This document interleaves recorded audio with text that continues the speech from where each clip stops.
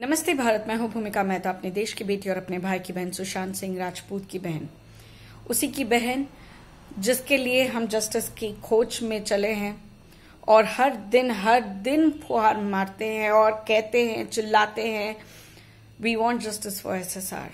And ये मैं मरते दम तक करूंगी। लोगों के क्वेश्चंस हैं, दीदी क्या भूल गई आप? नहीं, मेरा अस्तित्व ही मैंने उसके नाम पर दे दिया है और उस तरीके से मैं उसे कैसे भूल सकती हूँ? अगर उसे भूल जाऊं तो मुझे लगता है कि मैं खुद को ही भूल चुकी हूं। मैं उसे मरते दम तक ना भूलूंगी और ना ही भूलने दूंगी जब तक कि उसे जस्टिस ना मिले। खैर, जस्टिस की बात करते हैं तो जस्टिस कुछ ऐसे होते हैं जिसे खरीदा जाता है और कुछ जस्टिस जिसे पाया जाता है। हम उसी सच्चाई की राह में चलेंगे, जितना भी वक्त लगे हम इंतजार करेंगे। बहरहाल, अभी हम बात करना चाहते हैं श्रद्धा मर्डर केस की, जिसमें आरोपी आफताब अमीन पूनावाला अभी गिरफ्त में है। कल 5वां दिन था और उसकी रिमांड का खत्म होना बहुत बड़ा एक झटका दे सकता है, लेकिन साकेत पुलिस वालों ने अदालत में ये रिक्वेस्ट करी कि हमें रिमांड और चाहिए इसकी, क्योंकि हम इससे पूछताछ करना चाहते हैं। अभी भी हमें बहुत सारी चीजें नहीं मिली है और इसी वजह से अदालत ने रिमांड दे दी है, शायद और 4-5 दिन। लेकिन क्या इस 4-5 दिन के अंदर भी इस केस का सल्यूशन निकल जाएगा? ऐसा लग रहा था कि निकल चुका है, लेकिन एक बहुत बड़ी जानकारी सामने आ रही है और वो जानकारी अभी हाल ही में ही हुई है। एक समूह, क्या कहते हैं उसको, गैंग रेप, बलात्कार हुआ है एक लड़की का दिल्ली में, जिसकी वजह से हाई कोर्ट, लोअर कोर्ट में 3 लोग जो आरोपी पकड़े गए उनको फांसी की सजा हुई थी। लोअर कोर्ट ने फांसी की सजा दी, हाई कोर्ट ने दी, लेकिन सुप्रीम कोर्ट ने इन तीनों को बरी कर दिया। कोई सजा भी नहीं दी, बरी कर दिया। क्यों पता है? क्योंकि जल्दबाजी में पूरे सबूत नहीं मिले। और इन पूरे सबूतों से मेरा मतलब ये है कि ऑफ कोर्स जो शरीर मिला है, उस शरीर में जो फॉरेंसिक रिपोर्ट्स के हिसाब से जो स्पॉट्स मिलने चाहिए थे, जो स्पर्म के सबूत थे, जो विक्टिम और जो अक्यूज के होने और बलात्कार के होने का पूरा तरीके से सबूत दे रहे थे, वो चीजें पूरी नहीं थी।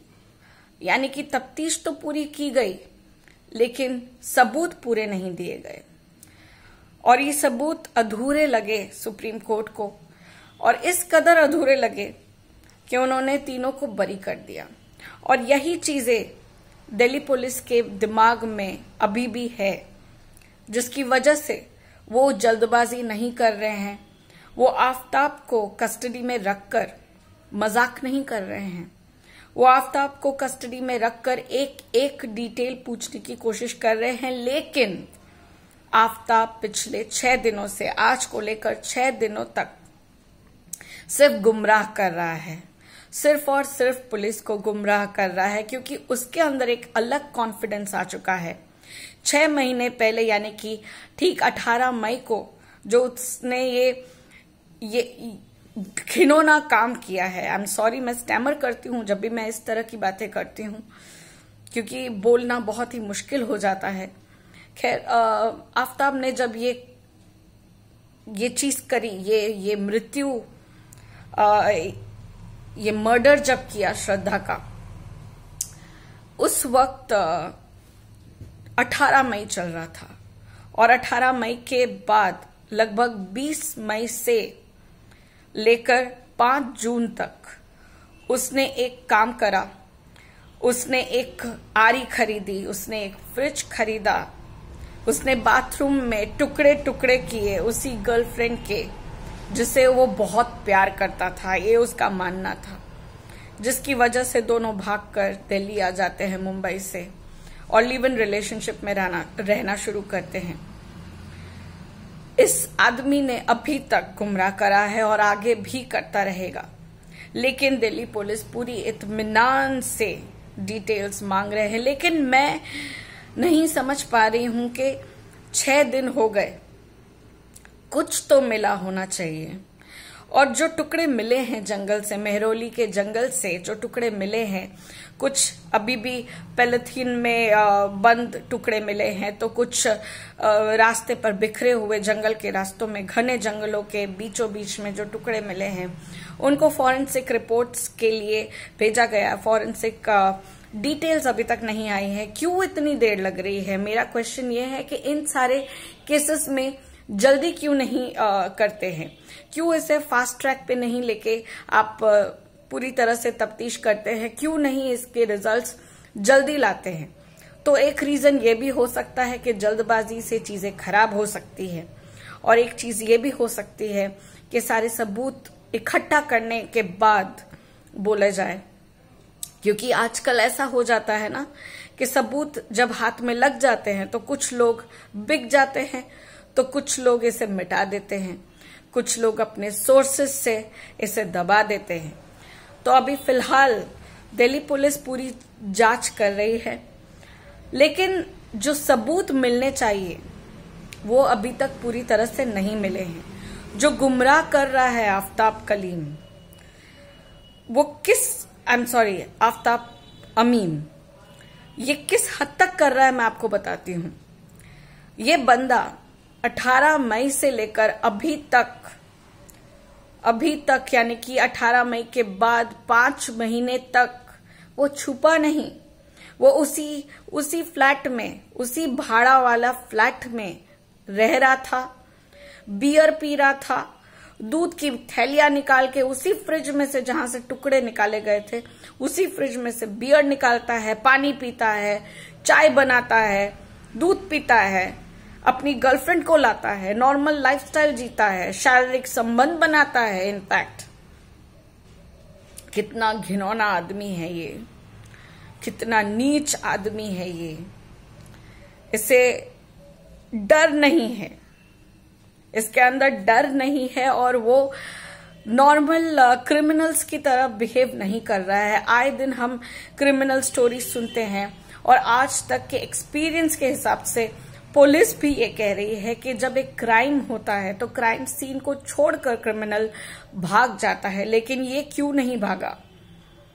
ये पिछले 5 महीनों से उसी फ्लैट में किस तरह से रह रहा है, एंड दैट टू इतने नॉर्मली, इतने उसे कोई डर नहीं है।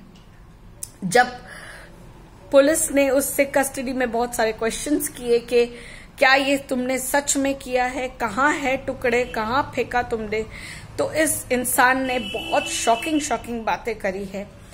वो मेहरौली के जंगल में रात और दिन दोनों ही वक्त पुलिस के साथ गया है, रात के वक्त में भी और दिन के वक्त में भी, और उसने ये कहा है मैंने इस तरफ फेंके हैं टुकड़े, तो कभी उसने कहा है मैंने उस तरफ फेंके हैं टुकड़े।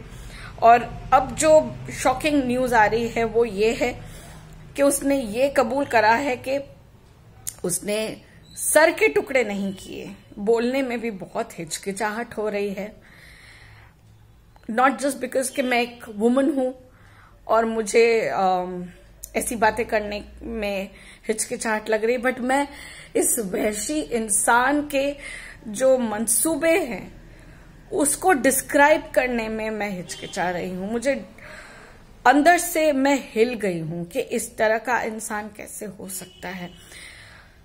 इस बंदे ने ये कहा कि उसने उस सर के टुकड़े नहीं किए, क्योंकि ऑफ कोर्स अगर आप जानते हो तो सर के टुकड़े करना बहुत मुश्किल होता है। इट्स अ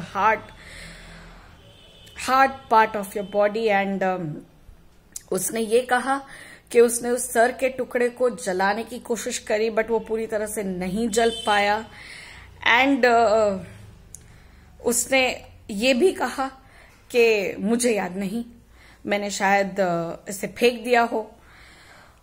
पुलिस का कहना है कि ये गुमराह कर रहा है और डेफिनेटली उसने जलाने की कोशिश करी, पर सर पूरी तरह से नहीं जल पाया, जिसकी वजह से उसने गड्ढा खोदकर उस सर को उस गड्ढे में दफनाया है। और वो नहीं कह रहा है कि उसने कहाँ इस सर को दफनाया है, उसने टुकड़े कहाँ पर फेंके हैं वो कह रहा है मुझे याद नहीं, क्योंकि अंधेरी रात थी और इतना काला अंधेरा था, इतना घना जंगल था कि उसने अपने मोबाइल की लाइट्स खोलकर जो भी ये काम करने की कोशिश की है उसे अंजाम दिया। अभी तक श्रद्धा का मोबाइल नहीं मिला, जिस पर इस कमीने लड़के ने ये तक कह दिया कि उसकी मौत के बाद उसने उस मोबाइल को बेच दिया। अगर बेच दिया है तो I guess EMI, I'm sorry if I'm getting it wrong, some IMI number या EMI some नंबर होता है, उसको ट्रैक करना बहुत ही इजी होता है, लेकिन I don't know, Delhi police ने अभी तक उसे भी ट्रैक नहीं किया है। 6 दिन हो चुके हैं। दूसरा के श्रद्धा ने जो कपड़े पहने हुए थे आखिरी दिन, उसके कपड़े कहाँ हैं? उसके टुकड़े करते हुए उस कपड़े को कहाँ फेंका गया? तो आफ्ताब ने ये कहा कि उस कपड़ों को उसने कचरे की मतलब मेहरौली जाने के रास्ते में एक कचरे का ढेर पड़ता है, वहां पर उसने उसकी पोटलियों को डाल दिया, यानी कि उसके कपड़ों की पोटली को डाल दिया। अब 200-2000 करोड़ लोग हैं दिल्ली में और कितना सारा कूड़ा आ सकता है, हमें वी कांट इमेजिन ऑल्सो। अब उस कूड़े में से कपड़े ढूंढना तो मुश्किल है, लेकिन IMI नंबर या जो मैं कह रही हूं उसे ट्रैक करना उतना मुश्किल नहीं है, वो करना शुरू करना चाहिए।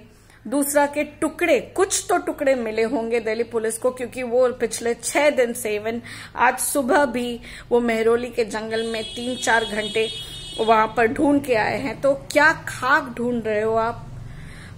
जो चीज दिख रही है वो मैं कह रही हूं, क्या खाक ढूंढ रहे हो आप? क्योंकि अभी भी वहां पर कुछ थैलियां पड़ी हुई है, दिख रहा है, काली थैली, सफेद थैली, कुछ ग्लासेस पड़े हैं। एंड ऐसी घने जंगलों में काफी शराबी भी आते हैं जहां पर खाना पीना खा के फेंकते हैं। तो ऐसी थैलियों में कहीं ना कहीं तो कुछ टुकड़े मिले ही होंगे, कुछ टुकड़े जानवर के होंगे, कुछ टुकड़े जो ये कह रहा है आफ्ताब उसके हो सकते हैं। क्योंकि अगर कुछ टुकड़े, एक टुकड़ा भी अगर मिलता है और उन टुकड़ों में ये फॉरेंसिक रिपोर्ट में आता है कि ये इंसान का टुकड़ा है और ये श्रद्धा का DNA से मैच किया जाए, और अगर मैच होता है तो हम ये कह सकते हैं श्रद्धा इज नो मोर।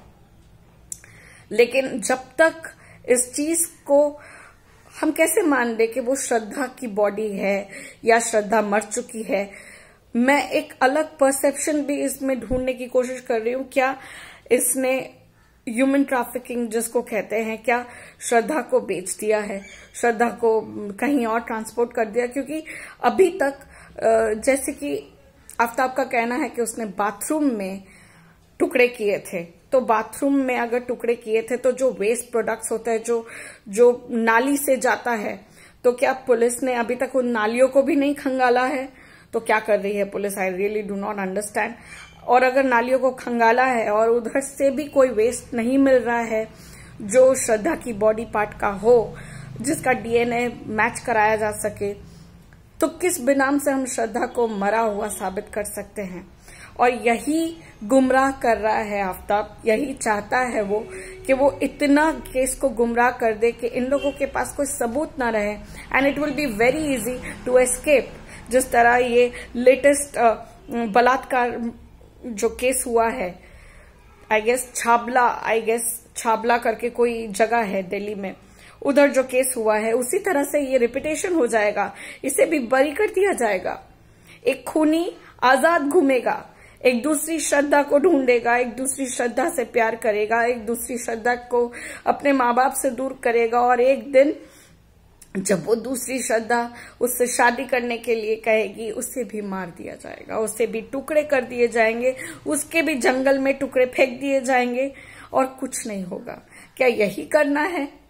क्या यही करने के लिए ये पुलिस, ये सो कॉल्ड पुलिस कर रही है ये सब?